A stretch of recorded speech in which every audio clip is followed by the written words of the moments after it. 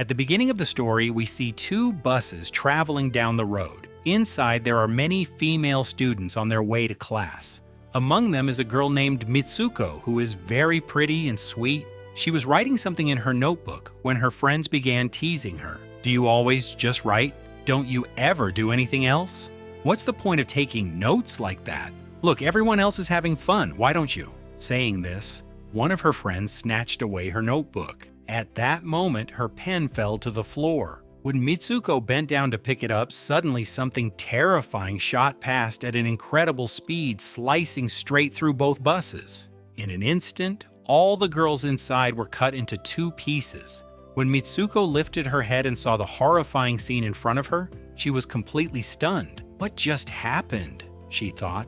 Because she had bent down to pick up her pen, she was the only one who survived. Shaking with fear, she quickly jumped off the bus and started running. That's when we learned the terrifying truth. The thing that had sliced everything wasn't any weapon at all. It was the wind itself, a gust of wind that shredded people into pieces.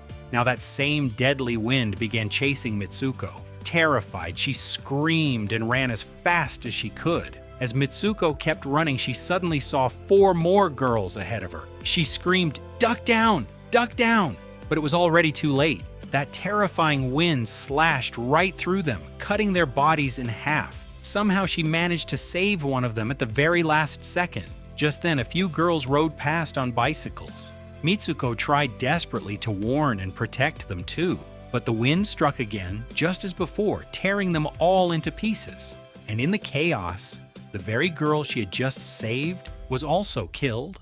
It turned out that the girl was actually Mitsuko's best friend. But Mitsuko asked her, "Are you really my best friend? Because I don't even understand what's happening to me anymore." She was deeply shaken. At this point, we also learned that she and her best friend truly loved each other. Suddenly, a violent wind began to blow, and in fear, they rushed inside the building. Her best friend, however, couldn't understand what was going on around them. She started asking questions. "Why are you trembling so much? Why are you so afraid? What really happened to you? Tell me." Mitsuko explained everything, how a storm-like wind suddenly came and swept through, cutting down all the students at her school. Hearing this, her friend pulled her close to the window, stretched her hand outside and said, "Look, it's just the wind, nothing more." That gave Mitsuko a little comfort, and she began to wonder if perhaps this was all just a dream. Later, her best friend brought along 2 other friends and suggested they skip class. When the 4 of them tried to leave, their teacher suddenly appeared and caught them, but they quickly ran away. Running together, they came upon a place where the number 100,000 was written. There, Mitsuko's best friend told the others about her dream. One of the girls said, "Maybe it's actually real." She explained, "It's like there's a mirror world where the opposite of our world happens. For example, if I throw a stone into a pond here and say, 'Look, I threw a stone,' maybe in that other world, I didn't throw it at all." Suddenly, a crocodile burst out of that very pond and swallowed one of the girls whole. The girl then said, "See, I told you. What happens in this world doesn't happen in the other one, and what happens in that world can't happen here." So that girl was eaten by a crocodile in that world, but here we're safe. Afterward, they found a bed. All 4 of them slowly approached it. The sight was unbearable when suddenly we see 2 girls standing at a distance staring at them. One of those girls was a bride because the 2 of them had married each other. Then one of Mitsuko's friends said, "We have to do something that would be impossible in that other world because our fate has already been written, but maybe we can change it."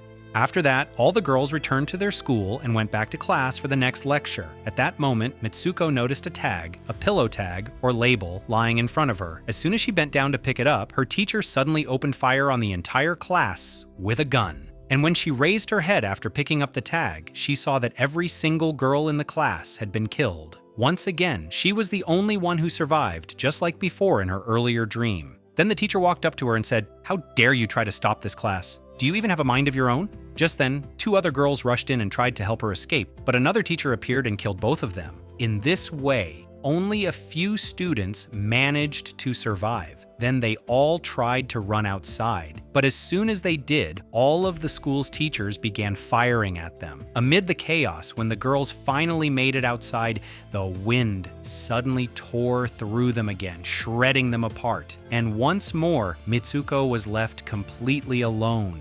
She ran in panic through the crowd until she reached a police station. After telling the police everything, one of the female officers looked at her and said, "But you're not wearing the school festival dress." When the officer placed a mirror in front of her, Mitsuko saw that she had completely changed. People no longer called her by her own name, but by another one. That's when we learned that she was about to be married. Later, the police officer escorted her to the wedding. People all around congratulated her. When they brought her into the church, she saw that her best friend was there too.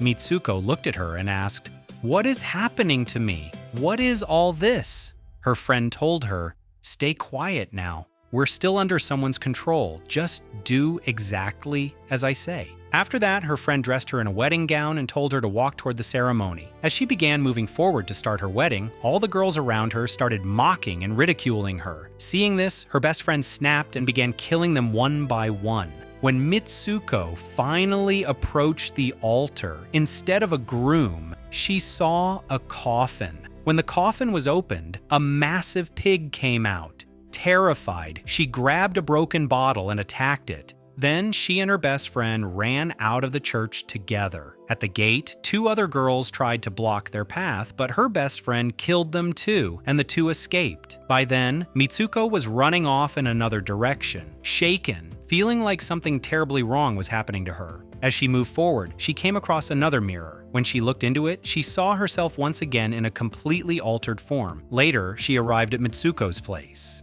At that time, a race was taking place there. Suddenly, some girls came up to her and said, "You're such a good racer. Why are you just standing there? Why aren't you running?" When she finally started running, Mitsuko felt an overwhelming surge of power inside her. She pushed herself to the limit, determined to win the race. While running, she saw the faces of her dead classmates, the very ones who had been killed at school earlier. Then, suddenly, her best friend appeared again. Both of them noticed the same pig and the same women from the church coming after them. As they kept running, Mitsuko shouted to some of the other girls, "Leave this world behind." Soon, she reached a desolate, dark place.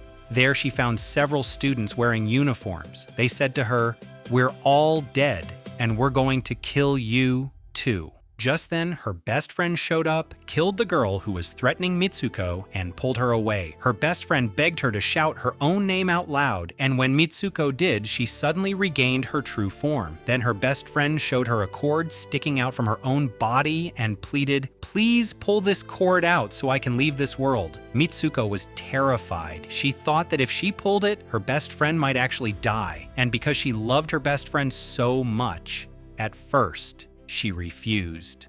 But when her best friend insisted, Mitsuko finally pulled the cord. Her best friend's body split into two. At that moment, Mitsuko saw a gate in front of her. She passed through it and suddenly found herself back in the human world. Posters of her were plastered everywhere. A few boys were looking at those posters. One of them came up and said, "You're in the future." Hearing this left her shaken. After a while, she regained her senses and kept moving forward. Then she saw an old man playing a video game. Inside the game was the very character who had been created just like her. When he noticed her, the old man said, "I created this game. I control everything. You actually died a long time ago, but I recreated you." Mitsuko was horrified. She realized this world was nothing more than a game, but she also began to believe that maybe she could still return to the real world. Just then, someone called out to her. The old man told her she had to complete the final level. As Mitsuko advanced, she remembered her best friend's words. "If you do something here that's impossible in the other world, you'll break free from this game." With that in mind, Mitsuko grabbed the old man by the throat and shouted, "End the game!" Then she took his staff and plunged it into her own stomach. She died instantly. The old man had never expected that she would be capable of doing such a thing. Her fate changed completely. In the game world, she had died, but in the real world, she was still alive. Later, we see that other characters also chose death in their own ways, freeing themselves so they no longer had to be part of the game. In the final scene, Mitsuko is lying in a snowy landscape, and at last, she awakens in a real world.